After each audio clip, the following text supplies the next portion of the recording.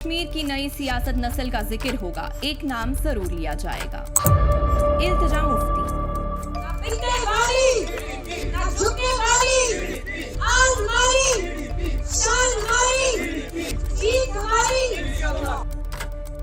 एक ऐसी नौजवान आवाज जिसने विरासत के साए में जन्म तो लिया मगर सियासत में अपनी पहचान खुद बनाई।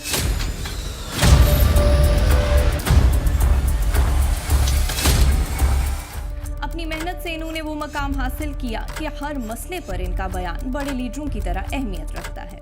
जब से आर्टिकल 370 हटा, दिल्ली में बैठी मरकजी सरकार हमें बेदखल कर रही है अपनी जमीनों से, हमारी नौकरियों से, हमारे वसाइल से। मैं इनको कहना चाहती हूँ, पहला और आखिरी हक इन चीजों पे हमारा है, आपका है। आदाब नाज़रीन, आप देख रहे हैं जी जम्मू कश्मीर लद्दाख का डिजिटल प्लेटफॉर्म और मैं हूं आपके साथ हकीम फरशता। आज की कहानी है इल्तिजा मुफ्ती की, जो मुसलसल अपने इलाके में होने वाली नाइंसाफियों के खिलाफ आवाज़ बुलंद करती रही है। उन्होंने एक बयान में जम्मू कश्मीर असेंबली इंतखाबात में पीडीपी के मुमकिना तौर पर किंग मेकर बनने के किरदार का जिक्र किया था, जिससे पार्टी के हामियों में कुछ उम्मीद पैदा हुई थी।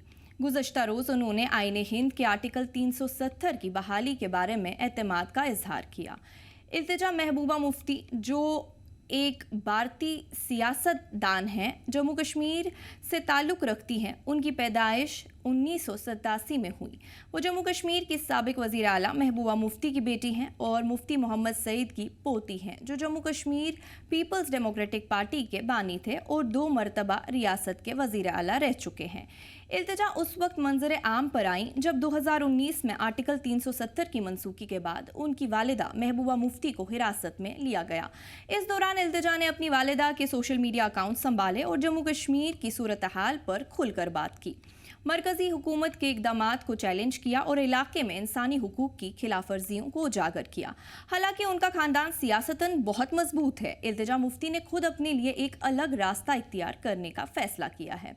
उनका अंदाज उनकी वालिदा के निज़ामो ज़ब्त और अपने नाना की सियासी हिकमत अमली का इम्तिजाज है, मगर वो इलाके के मसाइल के हल के लिए नए नज़रियात अपने पर जोर देती हैं।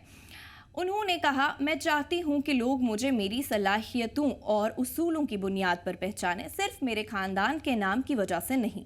ये बात उनके अज़म को ज़ाहिर करती है कि वो जम्मू कश्मीर की सियासत में अपना एक अलग मकाम बनाना चाहती है। शहरी आज़ादियों और सियासी हुकूक की मजबूत वकील के तौर पर इल्तिजा ने अपने आबाई इलाके को दरपेश मसाइल पर हमेशा खुलकर आवाज़ उठाई है। खासकर हालिया सियासी तब्दीलियों के बाद वो जम्मू कश्मीर के अवाम के साथ होने वाली नाइंसाफियों पर मुसलसल तनकीद करती आई हैं और खुद मुख्तारी, तर्ज हुकूमत और इंसानी हुकूक जैसे अहम उमूर पर तवज्जो देने की कोशिश की है।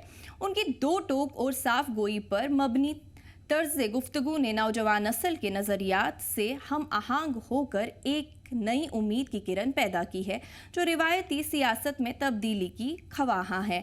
ताहम 2024 के जम्मू कश्मीर कानून साज असेंबली के इंतखाबात में सूरत हाल कुछ और साबित हुई।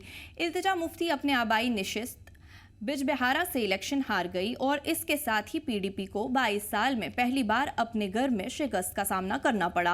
आज चाहे पीडीपी का सियासी वजन कम हुआ हो, मगर इल्तिजा मुफ्ती की मौजूदगी नौजवानों के लिए, नई सोच के लिए और जम्मू कश्मीर की सियासत में हकीकी तब्दीलियों के लिए अब भी एक उम्मीद बनी हुई है।